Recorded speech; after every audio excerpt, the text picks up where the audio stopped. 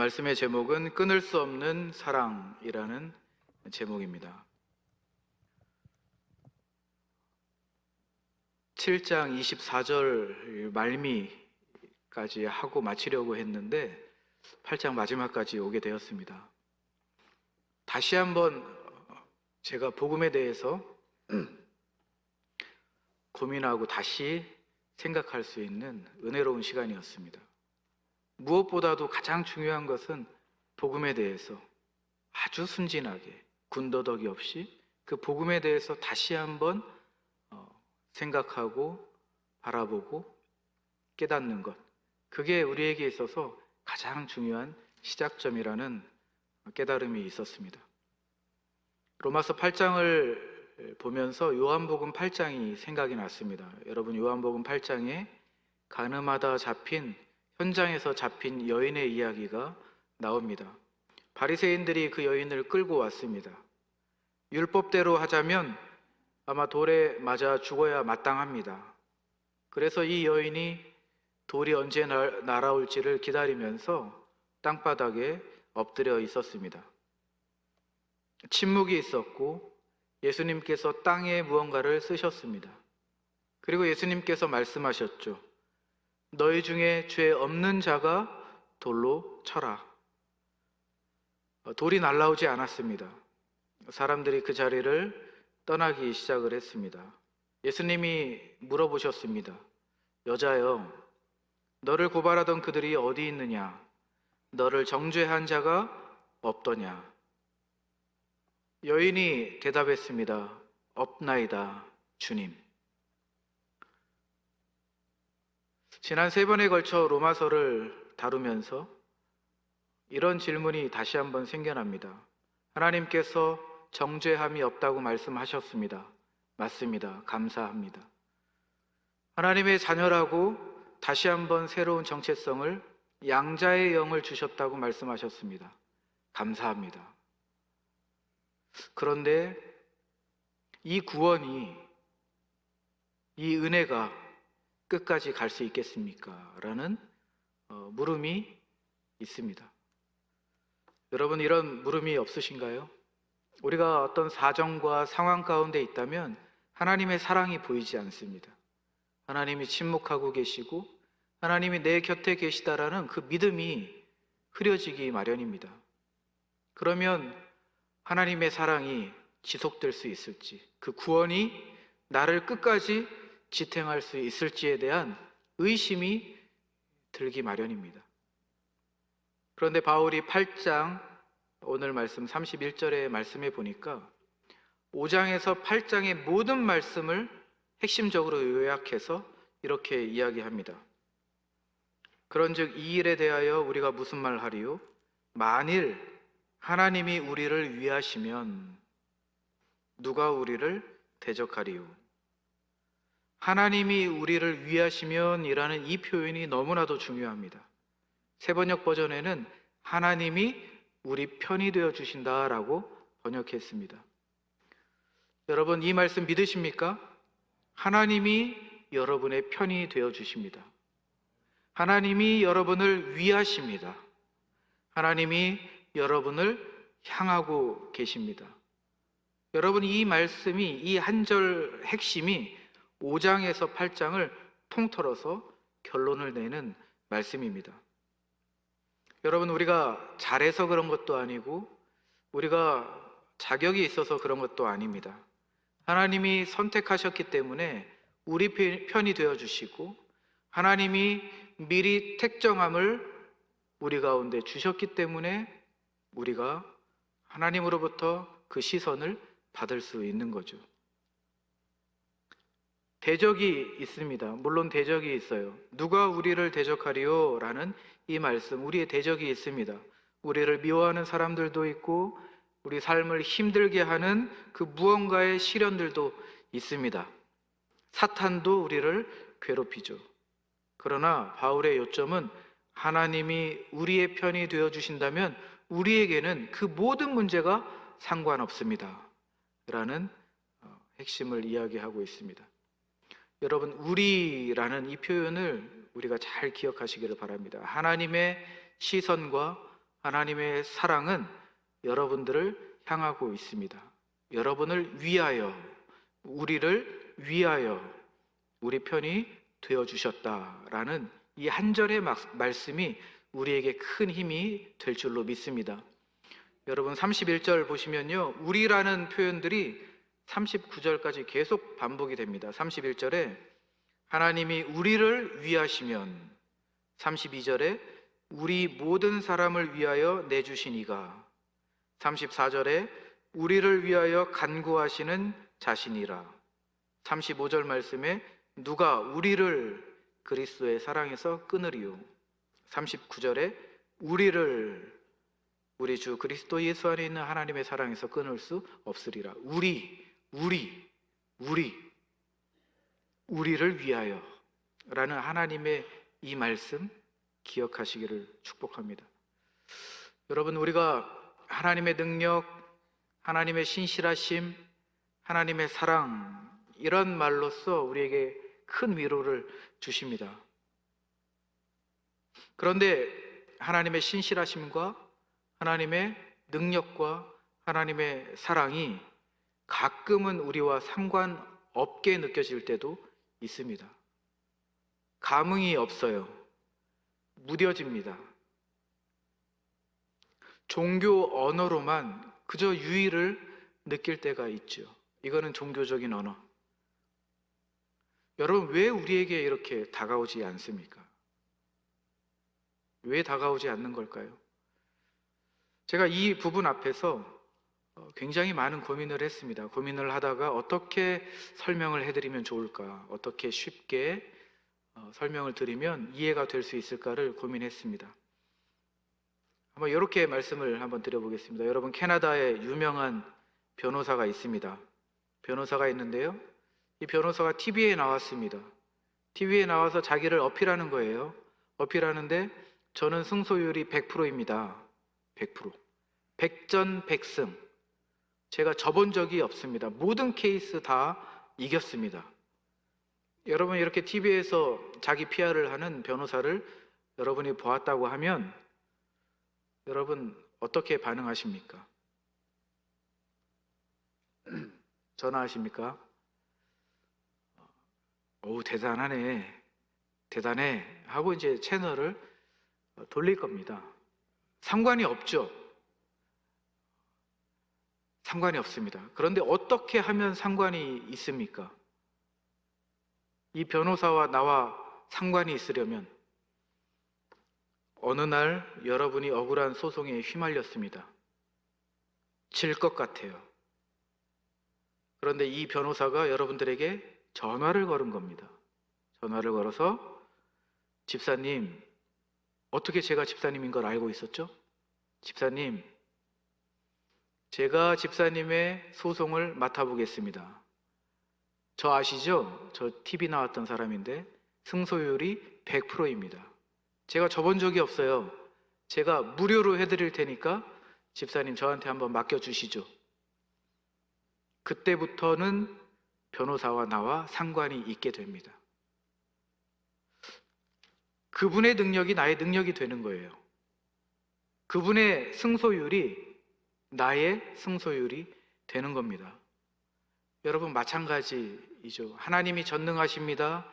하나님의 능력이 있습니다. 하나님의 사랑이 있습니다. 여러분, 하나님께서 우리를 위하시고 하나님이 우리를 향하시고 하나님이 우리 편이 되어 주신다라는 그 믿음과 확신이 없으면 하나님의 신실하심과 능력과 사랑은 나와 아무런 상관이 없습니다. 그래서 31절에 이 말씀이 너무나도 중요합니다. 하나님이 우리를 위하십니다. 하나님이 우리를 향하시고 하나님이 우리의 편이 되어 주십니다. 여러분, 이 말씀이 우리 안에 확 다가올 때에 하나님의 신실하심과 능력과 사랑이 우리와 상관이 있는 위대한 말씀이 되는 줄로 믿습니다. 하나님이 우리 편이 되어 주십니다 라는 31절 이 말씀을 가지고 32절에 증거를 보여주십니다. 하나님이 여러분 편이십니다. 왜요? 32절 말씀 보시죠. 우리 32절 한번 같이 읽겠습니다. 시작. 자기 아들을 아끼지 아니하시고 우리 모든 사람을 위하여 내주시니가 어찌 그 아들과 함께 모든 것을 우리에게 주시지 아니하겠느냐. 여러분, 이 말씀이 어디에서 나왔습니까? 지난주에 창세기 22장, 아브라함이 자기 독생자 아들, 귀한 아들을 내어줄 때에 이 표현이 나왔습니다. 아브라함이 자기 아들을 아끼지 않고 내어줬죠. 그러나 하나님이 멈추게 하셨습니다. 순양을 준비하셨죠. 그런데 하나님이 아브라함이 한 그 일을 똑같이 하십니다. 아니, 더 큰 일을 하셨죠. 자기 아들을 십자가에 내어주신 하나님이십니다. 여러분, 누구를 위해서 내어주신 겁니까? 우리를 위해서, 우리를 향하여서, 우리 편이 되어 주셨기 때문에 자기 아들을 십자가에 내어주신 겁니다. 여러분, 이것이 증거입니다. 증거. 우리를 위하신다라는 증거. 여러분, 두 번째 증거는 33절과 34절에 있습니다. 이제 법정으로 장면이 옮겨가는데요. 33절, 34절 함께 읽겠습니다. 시작.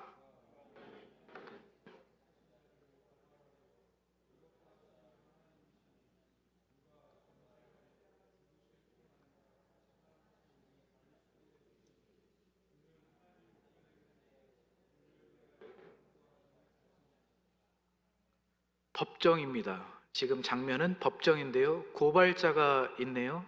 고발자가 있는데 사탄입니다. 사탄은 고발하는 자라는 뜻이 있습니다. 고발자가 우리를 고발했어요. 우리가 지은 죄를 가지고 그것을 증거 삼아서 법정에 고소를 했습니다. 고발자가 있는데 심판자가 나옵니다. 재판장이 나오시는데 재판장이 누구이십니까? 재판장 누구시죠? 하나님이십니다.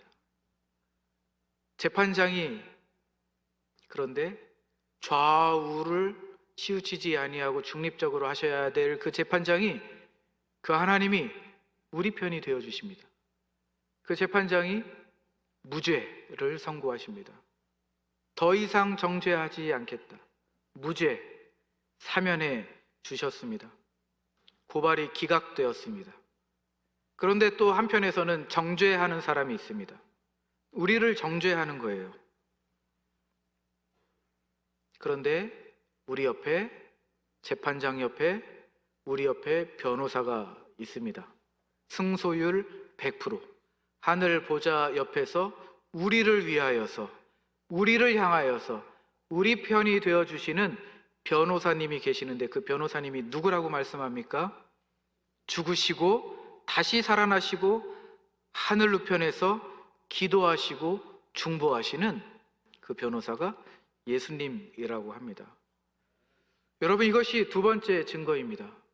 첫 번째 증거는 자기 아들을 아끼지 아니하시고 십자가에 못 박혀 죽게 두신 그 하나님의 사랑이, 하나님이 우리를 향하고 있다라는 증거, 첫 번째입니다.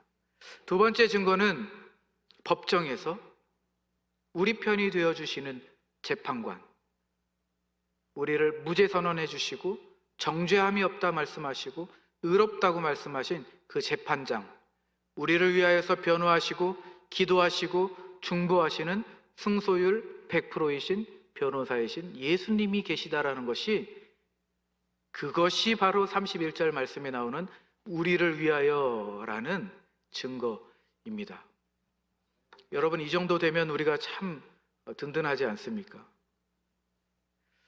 그런데 우리 안에 마음의 법정이 있습니다. 잠자리에 누우면 고발자가 나타납니다. 내가 가지고 있는 그 죄를 증거로 삼아서 내 안에서 고발하기 시작합니다. 또 죄를 지었네. 지난주에 안 짓는다고 회개기도 했잖아. 그런데 왜 또 죄를 지었어? 수십 년 동안 예수를 믿었는데 아직도 거기에 머물러 있으면 어떡해? 우리를 고발합니다. 새신자도 아니고 말이야. 신학을 했다라는 목사가 말이야. 장로가 말이야. 안수집사가 말이야. 권사가 말이야. 찬양팀이 말이야, 찬양대가 말이야. 이런 고발의 목소리가 들립니다. 성경 많이 읽었다면서 비아냥거리죠. 기도 많이 했다면서 정죄합니다. 봉사 많이 했다면서 왜 아직도 그러고 있는 거야? 하나님이 너를 쓰시겠어? 라는 고발자의 목소리가 들립니다. 여러분, 신앙의 연수가 쌓이면 쌓일수록 이러한 소리가 날카롭게 들립니다. 그런데 이 목소리는, 이 고발자의 소리는 사단의 소리입니다. 여러분, 성경 어디에 봐도 하나님께서는 여러분들에게 죄책감을 주시지 않습니다. 여러분을 자책하게 만드시지 않습니다. 하나님은 여러분들을 하나님 앞에 무릎 꿇게 하시고 복종하게 하시는 분이 아니십니다. 하나님은 은혜를 보여주시고 은혜 안에서 나 자신을 보게 하십니다. 하나님은 사랑을 보여주셔서 사랑 가운데 나를 성찰하게 하십니다. 하나님은 복음을, 선명한 복음, 십자가의 복음을 우리에게 보여주셔서 우리를 예배자로 세우십니다. 그것이 하나님의 방식입니다. 그런데 우리는 자꾸 죄책감에 있고 자책에 시달리고 있고 낙심합니다. 자꾸 위축됩니다. 여러분, 그건 고발자의 소리, 사단의 소리입니다. 죄와 사망의 지배 아래 있는 죄와 사망의 소리입니다. 여러분, 우리를 판결하는 그 근거가 무엇입니까? 우리를 판결하는 그 근거는 우리의 성숙함도 아니고 우리의 신앙의 연수도 아닙니다. 우리를 판결하는 그 근거는 오로지 십자가에 못 박혀 돌아가신 예수 그리스도만이 판결의 근거가 됩니다. 여러분, 축복하겠습니다. 여러분, 마음의 법정에서 해방되시기를 주님의 이름으로 축복합니다. 더 이상 자책하지 마시고 죄책감 갖지 마시고 더 이상 누구를 정죄하지 마시고 정죄 당하지 마시고 여러분, 그리스도 십자가의 근거로서 해방되시고 진리 가운데 기쁘고 행복하게 신앙생활 하시기를 주님의 이름으로 축복합니다. 여러분, 35절 말씀에 보면 분위기가 좀 달라집니다. 33절과 34절은 법정 언어입니다. 고발, 정죄, 의롭다함, 이런 것들은 법정 언어입니다. 그런데 35절에는 관계적 언어로 바뀝니다. 사랑, 분리, 끊김, 이런 단어들은 관계적 언어입니다. 35절에 보니까 어떻게 그 사랑에서 우리를 끊을 수 있느냐라고 이야기합니다. 그러면서 바울이 경험한 모든 것들을 다 지금 나열을 합니다. 환난이 있어도 우리를 향한 하나님의 사랑은 끊어지지 않습니다. 곤고가 있어도, 박해가 있을지라도, 굶주림이 있을지라도, 굶어 죽을지언정 하나님의 사랑에서 우리는 끊어지지 않습니다. 헐벗음이 있어도, 위협이 있어도, 칼을 들이대도 하나님의 사랑에서 우리는 끊어지지 않습니다. 지금 바울이 경험한 이 모든 것들을 통틀어서 우리에게 증거해주고 있습니다. 여러분, 이것이 하나님의 사랑입니다. 묶여있는 사랑, 그리스도와의 연합, 끊어지지 않는 사랑, 두 겹, 세 겹, 네 겹, 아무리 끊으려고 해도 끊을 수 없는 하나님의 사랑이 우리와 묶여 있습니다. 여러분, 이 묶인 사랑, 여러분, 이것이 하나님의 사랑입니다. 그런데 하나님의 사랑을 우리가 어디에서 잘 볼 수 있냐면 고린도전서 13장입니다. 고린도전서 13장은 제가 다음 주에 말씀을 나누려고 하는데요, 이 사랑에 대해서 하나님의 사랑은 집요하게 오래 참으십니다. 오래 참고 기다리고 인내하십니다. 붙드십니다. 상대가 있습니다. 하나님의 사랑에는 상대가 있어요. 그 상대가 우리입니다. 우리를 향하여서, 우리를 위하여서 하나님의 사랑이 기다리고 인내하고 그리고 참아 주십니다. 그렇기 때문에 그 사랑이 아주 꽁꽁 묶여 있는 겁니다. 룻기를 보면 룻의 이야기가 있습니다. 나오미와 룻의 이야기가 있는데, 나오미가 모든 것을 다 잃어버렸습니다. 남편도 잃고 아들도 잃어버렸습니다.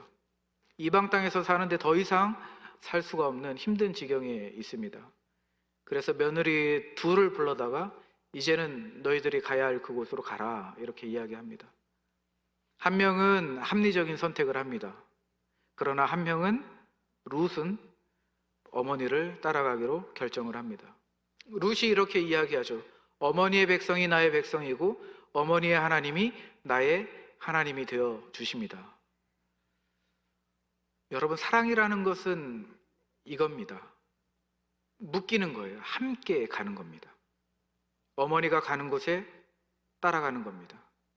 어머님이 이방 땅에서 이방인 취급을 받는다면 나도 그 자리에서 이방인 취급을 받는 거죠. 어머니가 굶는다면 나도 어머니와 함께 굶는 겁니다. 미래를 알 수 없는 그 길을 어머니가 가시겠다고 하면 나도 어머니와 함께 가는 겁니다. 여러분, 하나님의 사랑이 그렇습니다. 내가 이 자리에서 울고 있다면 주님이 먼저 이 자리에서 울고 계시는 것이 하나님의 사랑입니다. 그렇게 우리와 묶여 있는 거예요. 내가 이 자리에서 낙심해서 앉아 있다면, 기도하고 있다면 주님이 먼저 이 자리에서 나를 위하여서 기도해 주시는 그것이 하나님의 사랑이고 주님의 은혜입니다. 우리는 그렇게 묶여 있어요. 십자가로 묶여 있습니다. 그러니 어떻게 이 사랑을 그 무엇인가가 끊을 수 있겠습니까? 어떤 상황이 우리에게 있더라도, 어떠한 사건이 우리에게 주어질지라도 주님의 사랑에서 우리를 어떻게 끊을 수 있겠습니까? 여러분, 바울은 확신 가운데 38절과 39절에 이렇게 이야기하죠. 내가 확신하노니 사망이나 생명이나 천사들이나 권세자들이나 현재일이나 장래일이나 능력이나 높음이나 깊음이나 다른 어떤 피조물이라도 우리를 우리 주 그리스도 예수 안에 있는 하나님의 사랑에서 끊을 수 없으리라.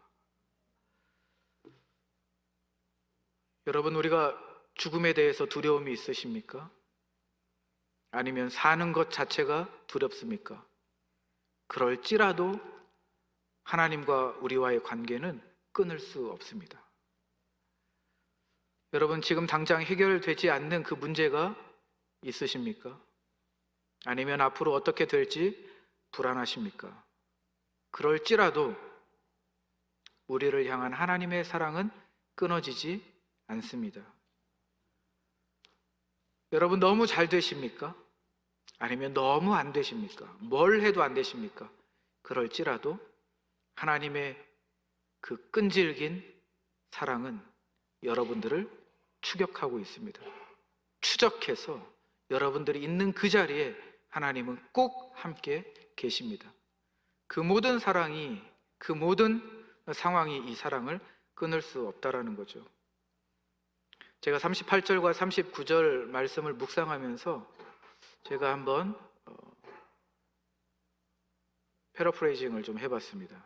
아마 이 가운데 하나라도 걸리기를 제가 기도하면서 한번 이렇게 써봤습니다. 아버지 하나님, 내가 확신합니다. 병원에서 받은 진단서도, 통장에 찍힌 잔고도, 자녀가 보내온 차가운 문자도, 직장에서의 부당한 대우도, 새벽에 나를 덮치는 불안함도, 아무리 기도해도 변하지 않는 그 상황도, 나 자신조차 이해할 수 없는 내 마음도, 그 어떤 것도 나를 그리스도 예수 안에 있는 하나님의 사랑에서 끊을 수 없습니다. 여러분, 어떻게 하나 걸리셨습니까? 저는 여기 하나 걸려 있습니다. 여러분, 오늘 이 말씀 우리에게 힘이 되기를 간절히 축복합니다. 예수 안에서 묶이지 못할 영역은 없습니다. 예수님께서 먼저 이 자리에 들어오셨습니다. 그것이 사랑입니다. 그렇기 때문에 우리를 그 사랑에서 끊을 수 없는 것입니다. 말씀을 마무리하도록 하겠습니다. 여러분, 로마서 8장 1절 말씀에 보면 정죄함이 없나니 라고 나와 있습니다. 그리고 마지막 구절 39절 말씀을 보니까 끊을 수 없다라고 이야기합니다. 여러분, 이 두 구절은 북엔드라고 합니다. 책장을 보면 여기에 수많은 책들이 서 있습니다. 진열되어 있는데요. 이 책들이 넘어지지 않도록 받침 역할을 해주는 것이 1절과 39절 말씀입니다. 여러분, 이것이 우리에게 왜 중요하냐면 정죄함이 없나니 끊을 수 없다. 이 두 말씀이 우리의 구원을 지탱해 주는 진리의 말씀입니다. 여러분, 이 두 말씀이 우리 삶 가운데 바르게 서 있다면 우리는 넘어지지 않습니다. 구원을 지탱하는 이 두 말씀, 여러분들의 가슴 가운데 잘 새기시기를 주님의 이름으로 축복합니다. 예수님 믿으면 어떻게 됩니까? 저는 이런 생각을 해봤습니다. 예수님 믿으면 어떻게 됐지? 예수님 믿으니까 화려한 것들이 사라집니다. 제가 화려하게 살았는데 화려한 것들이 사라지고 거창해지지 않습니다. 세상을 정복하는 힘이 없습니다. 정복할 것 같았는데 그렇지 않아요. 대단한 사람이 되지 않습니다. 예수님도 그렇게 사신 것 같습니다. 예수님도 힘을 가지고 누구를 굴복시키거나 누구를 납작하게 엎드리게 만드신 분이 예수님이 아닙니다. 예수님은 그저 모든 사람들을 높여주시고 안아주시고 세워주시고 품어주셨습니다. 가장 낮은 곳으로 가셨고 가장 부끄러운 그 자리로 마다하지 않으셨습니다. 가장 고통스러운 그 길을 가신 분이 바로 예수님이셨습니다. 그 예수님이 십자가 안에서 우리를 사랑으로 묶으셨습니다. 절대 끊어지지 않도록 사랑으로 묶으셨습니다. 여러분, 그렇다면 우리도 그렇게 살아야 되지 않겠습니까? 우리도 내 옆에 있는 대단하지 않은 사람, 내 주변에 있는 화려하지 않은 사람, 내 앞에 있는 넘어져서 기도하고 있으신 분, 여러분, 우리가 예수님처럼 다가가야 되는 줄로 믿습니다. 여러분, 우리 교회가 그러한 교회가 되기를 주님의 이름으로 축복합니다. 주님의 십자가 사랑에서 끊을 수 없는 그 은혜가 우리 교회 가운데 있기를 기도합니다.